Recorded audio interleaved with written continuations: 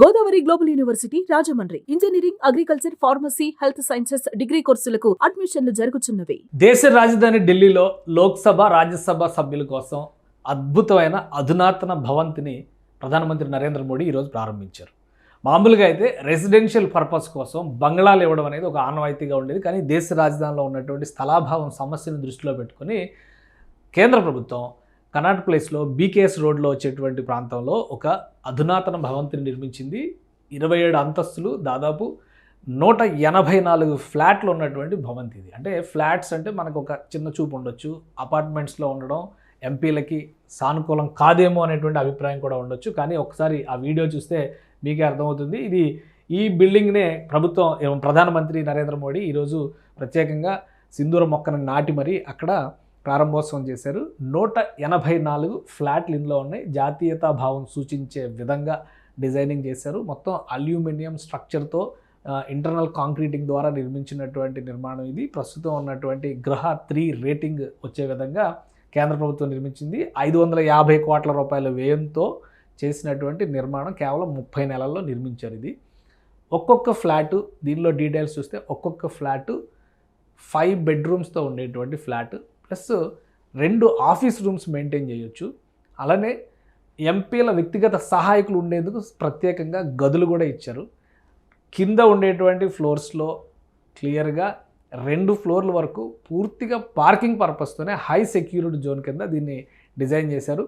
So రాకపోకల విషయంలో కానీ, అక్కడ ఉండేటువంటి సదుపాయాల విషయంలో కానీ ఏమాత్రం కొరత ఉండే అవకాశం లేదు. అందుకే కేంద్ర ప్రభుత్వం దీన్ని ప్రతిష్టాత్మకంగా నిర్మించింది. ఇప్పటివరకు టైప్ 8 బంగ్లాస్ అని చెప్పని కేటాయిస్తారు ఎంపీలకి. ఆ బంగ్లాలతో పోలిస్తే కూడా ఇందులో నిర్మాణం చేసినటువంటి ఫ్లాట్స్ విశాలంగా ఉంటాయని చెప్పని కేంద్ర ప్రభుత్వం చెప్తుంది.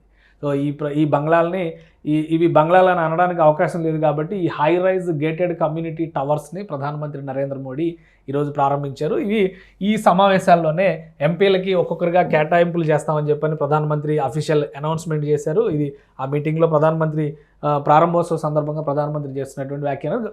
మొత్తం ఢిల్లీలో ఉన్నటువంటి అఫీషియల్ అడ్మినిస్ట్రేటివ్ ఏరియాస్ మొత్తాన్ని కూడా ప్రభుత్వం, ఎన్డీఏ ప్రభుత్వం రీస్ట్రక్చర్ చేస్తుంది. అందులో భాగంగానే సెంట్రల్ విస్టా నిర్మాణం కానీ, కొత్త పార్లమెంట్ నిర్మాణం కానీ, పార్లమెంటు సభ్యుల నివాసం కోసం చేస్తున్నటువంటి ఈ నిర్మాణాలు కానీ, ఇతర అంశాలు కూడా అంటే పార్లమెంటుకి సంబంధించి రాకపోకల అడ్మినిస్ట్రేటివ్ సెక్రటేరియట్ యాక్టివిటీస్కి సంబంధించినటువంటి వ్యవహారాలు అన్నింటిలో కూడా ప్రత్యేకమైనటువంటి రీస్ట్రక్చరింగ్ అనేది జరుగుతోంది అని కేంద్ర ప్రభుత్వం చెప్తుంది. అందులో భాగంగానే ఈ 27 అంతస్తుల భవనాలను నిర్మించింది. ఈ పార్లమెంటు సమావేశాల్లోనే ఎంపీలకి వీటి కేటాయింపులు జరుగుతాయి. చాలామంది అంటే దేశంలో రేపు రాబోయేటువంటి రోజుల్లో పార్లమెంటు స్థానాల సంఖ్య పెరిగితే 850 వరకు రీచ్ అయ్యేటువంటి అవకాశం ఉంటుంది. కాబట్టి సౌకర్యాలను విస్తరించాలంటే బంగ్లాల రూపంలో వెళ్తే కనుక సాధ్యం కాదని కేంద్ర ప్రభుత్వం తేల్చి చెప్పింది. ఆ ఉద్దేశంతోనే హై రైజ్ గేటెడ్ కమ్యూనిటీ తరహా సువిశాలమైనటువంటి 5 BHKలు 6 BHKలు ప్లానింగ్ కూడా ఉంది. క్యాబినెట్ స్థాయిలో ఉండేటువంటి మంత్రులకి ప్రత్యేకంగా అక్కడ విల్లాల రూపంలో డెవలప్మెంట్ చేయడానికి కూడా ఈ సెంట్రల్ విస్టా ప్రాజెక్టులో భాగంగానే అనేక ఆప్షన్స్ని కేంద్ర ప్రభుత్వం పెట్టుకుంది. ఆల్రెడీ ఉన్నటువంటి భూముల్ని సద్వినియోగం చేసుకుని మల్టీ స్టోరేడ్ బిల్డింగ్లుగా నిర్మించాలా, లేదా వాటిని ప్రస్తుతం ఉన్నటువంటి అవసరాలకు అనుగుణంగా మలచాలనేటువంటి ప్రతిపాదన ఉన్నట్టుగా ప్రధానమంత్రి నరేంద్ర మోడీ చెప్తున్నారు. సో ఈ కొత్త భవనాల అలాట్మెంట్ అయిన తర్వాత దీని లోపల ఇంకా అద్భుతంగా ఉంటుంది అంటారు. ఎందుకంటే కొత్త పార్లమెంట్లోనే చాలా జాగ్రత్తలు తీసుకుని కేంద్ర ప్రభుత్వం నిర్మాణం చేసింది. సో కొత్తగా పార్లమెంటు సభ్యులకి ఇవ్వబోతున్నటువంటి భవనాలు ఇంకెంత అద్భుతంగా ఉంటాయో చూడాలి.